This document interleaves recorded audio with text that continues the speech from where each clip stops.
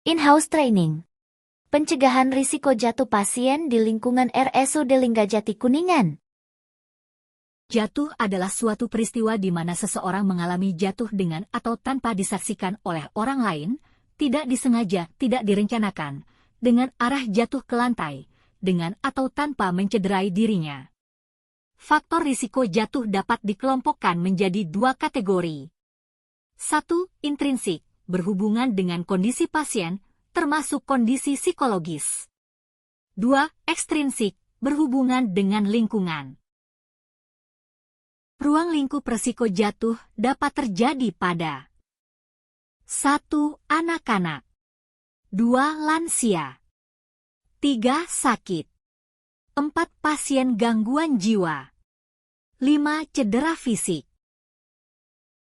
Identifikasi dirawat jalan. Time up and go. Cara berjalan limbung menggunakan alat bantu. Menopang saat duduk. Dilakukan oleh security. Resiko tinggi memakai gelai warna kuning.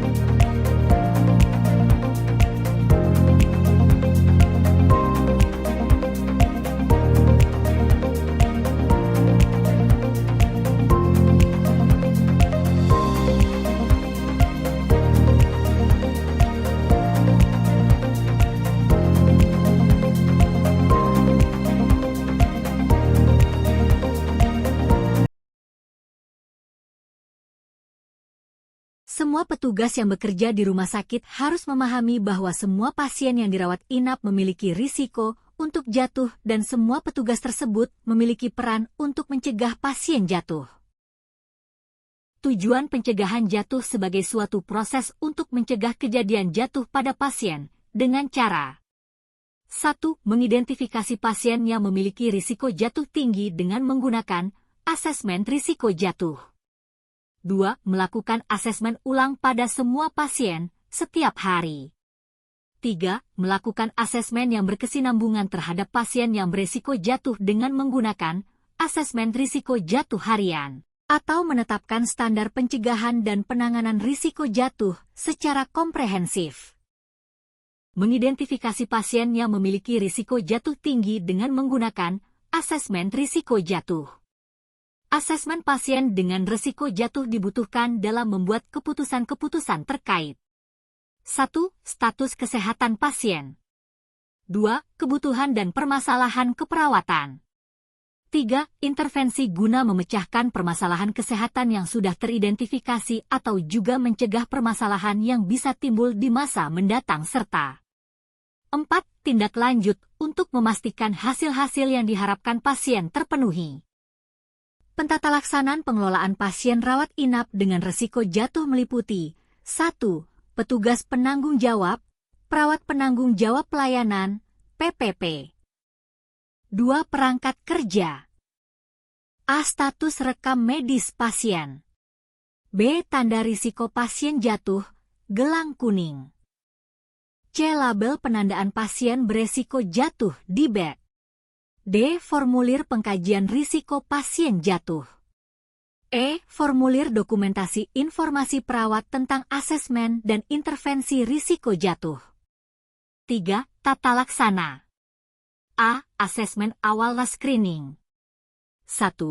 Perawat akan melakukan penilaian dengan asesmen risiko jatuh Morse Fall Scale dalam waktu 4 jam dari pasien masuk RS dan mencatat hasil asesmen ke dalam form catatan perawat di status. 2. Rencana intervensi akan segera disusun, diimplementasikan dan dicatat dalam rencana keperawatan interdisiplin dalam waktu 2 jam setelah screening. B. Asesmen ulang. 1. Setiap pasien akan dilakukan asesmen ulang risiko jatuh setiap 2 kali sesaat transfer ke unit lain, adanya perubahan kondisi pasien, adanya kejadian jatuh pada pasien. 2. Penilaian menggunakan asesmen risiko jatuh Morse Fall Scale dan rencana keperawatan interdisiplin akan diperbaharui, dimodifikasi sesuai dengan hasil asesmen. 3. Untuk mengubah kategori dari risiko tinggi ke risiko rendah diperlukan skor 25 dalam 2 kali pemeriksaan berturut-turut. C. Perawat penanggung jawab pelayanan. Perawat penanggung jawab pelayanan yang bertugas akan mengidentifikasi dan menerapkan prosedur pencegahan jatuh berdasarkan pada 1. Kategori risiko jatuh, rendah, sedang, tinggi. 2. Kebutuhan dan keterbatasan per pasien. 3. Riwayat jatuh sebelumnya dan penggunaan alat pengaman, safety devices. 4.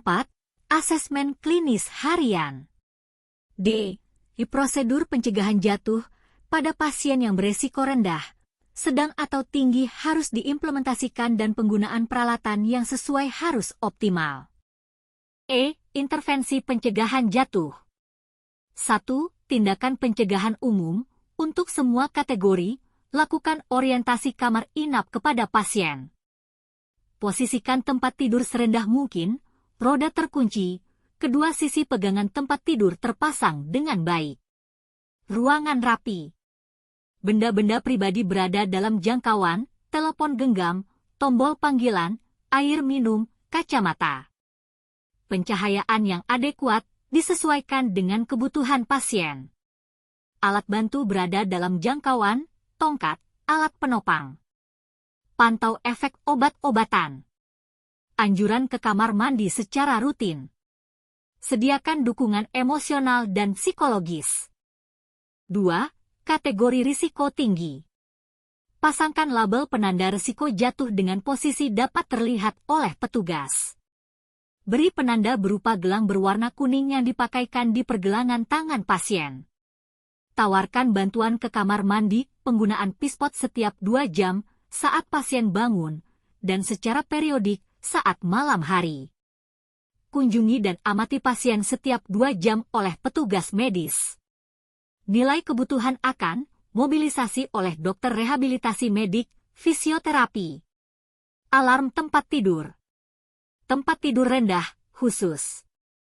Usahakan lokasi kamar tidur berdekatan dengan pos perawat, nurse station. 2. Kategori risiko tinggi.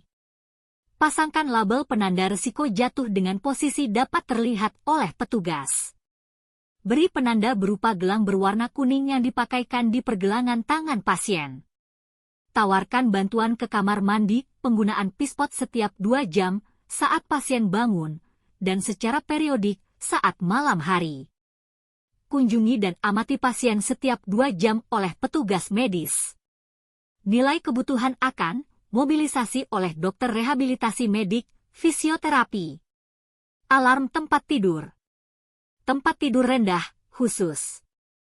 Usahakan lokasi kamar tidur berdekatan dengan pos perawat, nurse station. Manajemen setelah kejadian jatuh. 1. Nilai apakah terdapat cedera akibat jatuh, abrasi, kontusio, laserasi, fraktur, cedera kepala. 2. Nilai tanda vital. 3. Nilai adanya keterbatasan gerak. 4. Pantau pasien, catat dalam status pasien, rekam medis. 5. Laporkan kejadian jatuh kepada perawat yang bertugas dan lengkapi lampiran insiden. 6. Modifikasi rencana keperawatan interdisiplin sesuai dengan kondisi pasien.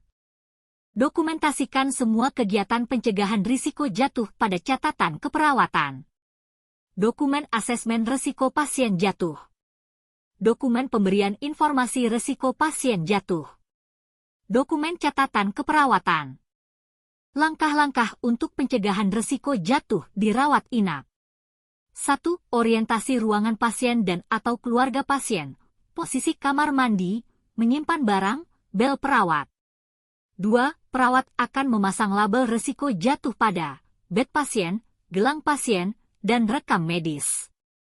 3. Perawat memastikan lingkungan aman, pencahayaan cukup dan lantai tidak licin. 4. Pastikan posisi tempat tidur dalam kondisi rendah dan remnya terkunci. 5. Selalu pasang sisi tempat tidur dengan baik dan benar. Pastikan pendamping pasien mengetahui cara membuka dan memasang pengaman tempat tidur. 6. Dekatkan alat bantu jalan pasien dan bel panggilan. Pada pasien pasca operasi, pastikan pasien memiliki pendamping untuk mobilisasi. Bila perlu, dibantu oleh perawat. Dokumentasi. 1. Dokumen self-assessment risiko pasien jatuh. 2. Pengkajian risiko jatuh, Morse Fall Scale. 3. Asesmen risiko jatuh pada pasien anak menggunakan Humpty Dumpty. 4. Asesmen risiko jatuh pada pasien psikiatri skala Edmondson.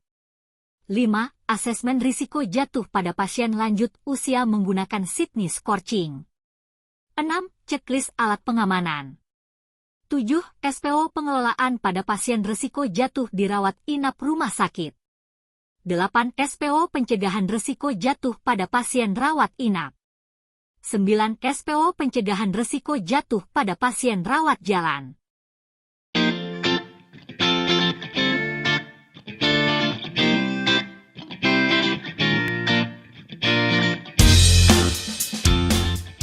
Halo Bapak Ibu, salam sehat semua Sobat GK. Pada kesempatan kali ini saya akan menjelaskan tentang jatuh.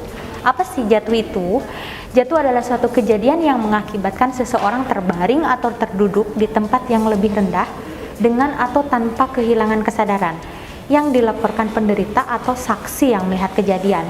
Menurut studi yang dilakukan, penyebab jatuh yaitu faktor lingkungan, masalah keseimbangan, pusing atau vertigo, drop attack atau sinkop, kebingungan atau gangguan kognitif, postural hypotension, gangguan penglihatan, dan penyebab lain, misalnya obat-obatan.